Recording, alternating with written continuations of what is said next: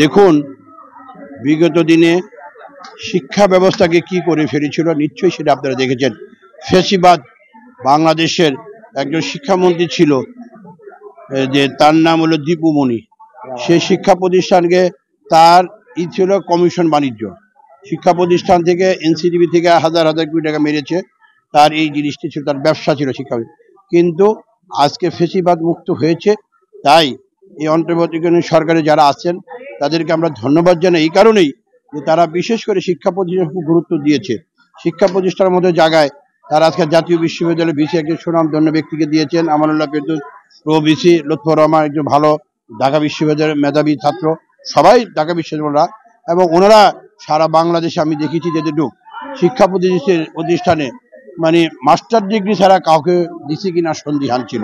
কারণ তারা অনুভব করেছে যে শিক্ষা প্রতিষ্ঠানগুলোতে যারা শিক্ষিত লোক, জ্ঞানী লোক, যাদের শিক্ষার বোঝে তাদেরকে দেওয়া উচিত, এবং সেটা করেছে বিদায় আজকে শিক্ষা প্রতিষ্ঠান সব জায়গায় সুন্দর সুন্দর। যে আমার ডান পাশে দেখবেন ডাক্তার জাহিদ, উনি ঢাকা ডেন্টাল কলেজ থেকে উনি পাশ করেছেন, প্রিন্সিপাল সবাই এখানে আছে, সবাই যে ডাক্তার মোশাররফ, সবাই আমরা এই শিক্ষার প্রতি সবাই, বিশেষ করে এই শিক্ষার ব্যাপারে আমাদের তিনবারের প্রধানমন্ত্রী বেগম খালেদা জিয়া কলম নিরক্ষরতা দূর, বয়স্ক লোকদের শিক্ষা ব্যবস্থা চালু করেছিলেন বেগম খালেদা জিয়া, এবং সেই থেকেই বাংলাদেশের শিক্ষা প্রতিষ্ঠানগুলোতে সবসময় একটি মান বজায় ছিল। কিন্তু ফ্যাসিবাদ যখন রাষ্ট্রীয় ক্ষমতায় ছিল, তারা শিক্ষা প্রতিষ্ঠানের মানকে, পড়াশোনা জানে না, শিক্ষা প্রতিষ্ঠানকে তারা বিভিন্নভাবে রাজনৈতিক কর্মকাণ্ড করেছে, অসামাজিক কার্যকলাপ করেছে।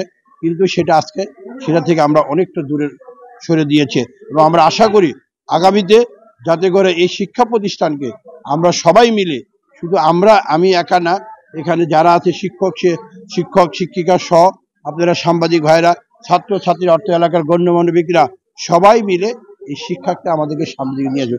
আর এটা খেয়াল রাখতে হবে যে শিক্ষা হলো একটা শিক্ষা যে জাতিতে আছে, শিক্ষা হলো জাতির মেরুদণ্ড। যে জাতি শিক্ষায় বড়, একটি কথা আছে, আমাকে একটা ভালো মা দাও, আমি তোমাদের একটা ভালো জাতি দিব, এটাই কলম একটা উপমা আছে। এবং আপনারা যে উন্নত দেশগুলিতে আজকে আমেরিকা বলেন, ইউরোপ বলেন, শিক্ষা প্রতিষ্ঠানগুলি কি উন্নত, কি পড়াশোনা, তাদের মান। আজকে আমাদের সন্তানেরা পড়াশোনা শেষ করে আজকে ডিগ্রি নেওয়ার জন্য বিদেশে চলে, কেন যাবে? আমাদের মেধারা এখানেই থাকবে, বাংলাদেশে থাকবে, বাংলাদেশে তারা পড়াশোনা। সেই জন্য আমাদের সেই মন মানসিকতা গড়ে তুলতে হবে, আমাদের শিক্ষা প্রতিষ্ঠান ভালো করতে হবে। সেটাই তখনই হবে আমাদের জাতি হিসাবে আমরা গর্ব করব, প্রাউড ফিল করব।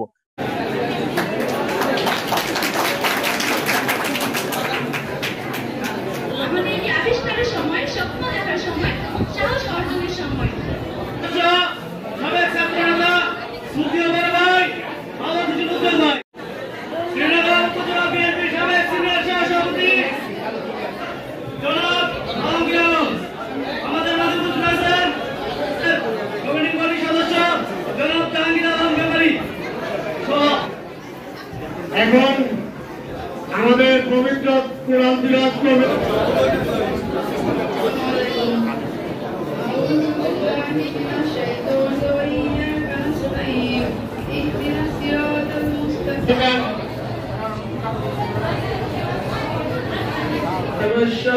গ্লানি ভগবতী ভারত অভ্যুত্থানং